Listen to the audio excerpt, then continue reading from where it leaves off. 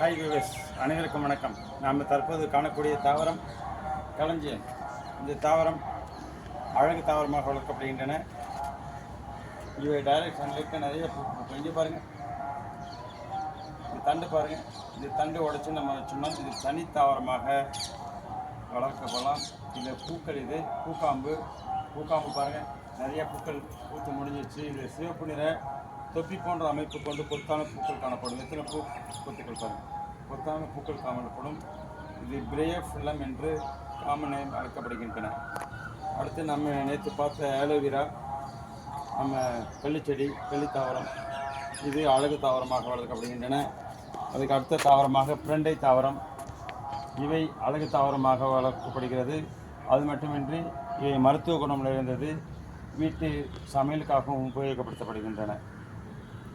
அதுக்கு அடுத்ததாக நாம் பார்க்குறது ட்ரெஸ்ஸினா மகாத்மா. இது பாருங்கள், இது நம்ம டைரக்ட் சன்லைட்டை வைக்கச்சா இந்த மாதிரி கலர் ஃபேட் ஆகும். நீங்கள் ஷேடில் வச்சிங்கன்னா இந்த மாதிரி டார்க் ரெட் வரும். செமி ஷேடில் வைக்கலாம். டைரக்ட் சன்லைட்டில் வச்சிங்கன்னா இந்த மாதிரி ஓரமெல்லாம் கருகி போயிடும். அதனால் டைரக்ட் சன்லைட்டில் வைக்காதீங்க. இது செமி ஷேடில் வைங்க. இதுக்கு அடுத்ததாக நம்ம காணக்கூடியது லில்லி செடி.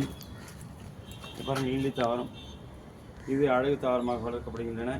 அடுத்து ரோஸ், இது பூக்கள் இப்போ தான் முடிவு அடைந்தது. இது ரோஜா செடி, இவையும் அழகு தாவரமாக வளர்க்கப்படுகின்றன. அடுத்து நாம் பார்க்கக்கூடிய ஹைபிஸ்கஸ் அரும்பு வந்திருக்கு பாருங்கள்.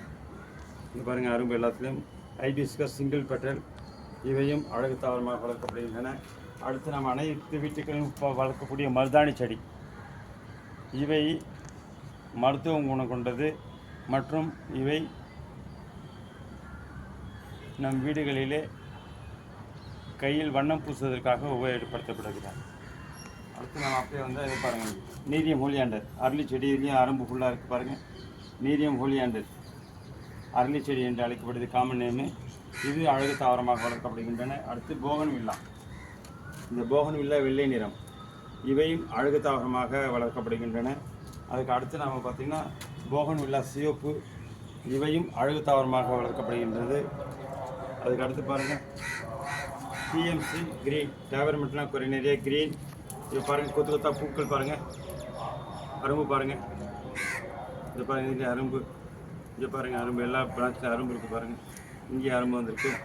இவை அழகு தாவரமாக வளர்க்கப்படுகின்றன. அதுக்கு அடுத்து கற்பூரவள்ளி, இங்கே பாருங்கள், இவை மருத்துவம் கொண்டது. இவை உடலில் நமக்கு சளி அதிகமாக இருந்தால் இது சளி முறிப்பானாக பயன்படுத்தப்படுகின்றன. கற்பூரவள்ளி தாவரம். அதுக்கு அடுத்தது பாருங்கள் டெடன்ஸ்கேசியா. ஏற்கனவே லாஸ்ட் வீக் நம்ம ஒரு வீடியோ போட்டிருந்தோம். டெடன்ஸ்கேசியா தாவரம், இது கிரீப்பராக பயன்படுத்தப்படுகிறது. அதுக்கு அடுத்து இங்கே பாருங்கள், நம்ம பாட்டில் வச்சுருக்கு பாருங்கள், இது மிளகாய் செடி தாவரம். இது அதுக்கு அடுத்து தக்காளி, மிளகாய் செடி. இங்கே பாருங்கள், இது மல்லிகைப்பூ செடி, மல்லிகைப்பூ அரும்பு வருது, இப்போ தான் ஸ்டார்ட் ஆகுது மல்லிகைப்பூ செடி. அடுத்து நம்ம பாருங்கள் காண்டவினிஸ் அழகு தாவரம், காண்டவினிஸ் தாவரம், இவரும் அழகு தாவரமாக வளர்க்கப்படுகின்றன. தொட்டி சைடில் கிரவுண்டில் போடலாம். அடுத்து பாருங்கள் மியூசேசி, இது பாருங்கள் வாழை மரம், மியூசேசி குடும்பத்தை சேர்ந்தது. இவை தொட்டியில் வச்சுருக்கு. இது தொட்டியில் வச்சுருக்கனால பார்த்திங்கன்னா இது உயரம் குறைவாக இருக்கும். இதனுடைய வளர்ச்சி சுமார் 4 மாதங்கள். நமக்கு இன்னும் இதில் ஒரு வருடத்துக்குள்ளே இதில் காய் கிடைக்கும். அதனுடைய காய் எண்ணிக்கை குறைவாகவும் அதனுடைய அளவு சிறியதாகவும் இருக்குது. ஏன்னா நமக்கு வேர்க்கு பலந்த நிலப்பரப்பு கிடைக்காதனால ஈல்டு வரும். ஆனால் சிறிய காயோட எண்ணிக்கை குறைவாக இருக்கும், காயோட அளவும் குறைவாக இருக்கும். அதனால் தொட்டியில் வச்சாலும் நமக்கு ஈல்டு இருக்கும். ஆனால் காயோட எண்ணிக்கை கம்மியாக இருக்கும், சைஸ் கம்மியாக இருக்கும். இது மியூசேசி ஃபேமிலி, இது பனானா ட்ரீ. இது மாடி வீட்டு தோட்டத்தில் இன்று சந்திச்சது. நன்றி, வணக்கம். ஹாய் வியூவர்ஸ், உங்களுக்காக ஒரு புது வீடியோ போடலான்னு இருக்கேன்.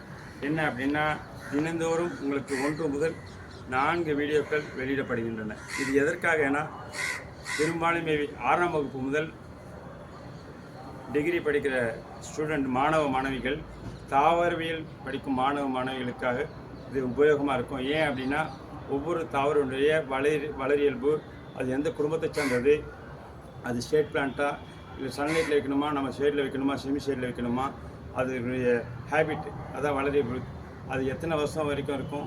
அதே மாதிரி நம்ம கோகனட் ட்ரீனா எப்படி பிளான்டிங் பண்ணணும், பனானா ட்ரீ எப்படி பிளானிங் பண்ணணும், மற்ற ட்ரீயை எப்படி நெக்ஸ்ட் ஜெனரேஷன் கொண்டு போய் உருவாக்கணும் அப்படின்னு நிறைய வீடியோக்கள் தினந்தோறும் போட்டிருக்கோம். பெரும்பாலும் நான் நம்புகிறேன் இது வந்து 6ஆம் வகுப்பு முதல் 12 மற்றும் கல்லூரியில் படிக்கும் தாவரவியல் மாணவிகளுக்கு மிகவும் உபயோகமாக இருக்கும் என்று நம்புகிறேன். ஆகவே தொடர்ந்து சேனலை பாருங்கள்.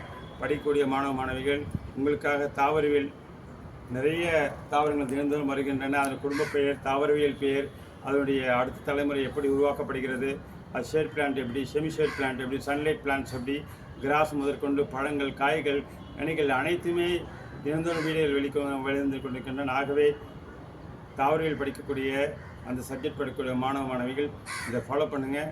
நீங்கள் பயனடைவீங்க நம்புகிறேன். நீங்கள் சேனல் பிடிச்சிருந்தா சப்ஸ்கிரைப் பண்ணுங்கள், லைக் பண்ணுங்கள், மற்றவங்க ஷேர் பண்ணுங்கள், தொடர்ந்து ஆதரவு கொடுங்க. இது வரைக்கும் 90 வீடியோக்கு மேலே போட்டிருக்கு. தொடர்ந்து ஆதரவு கொடுத்துருக்கீங்க. அதுக்கு நன்றி, வணக்கம்.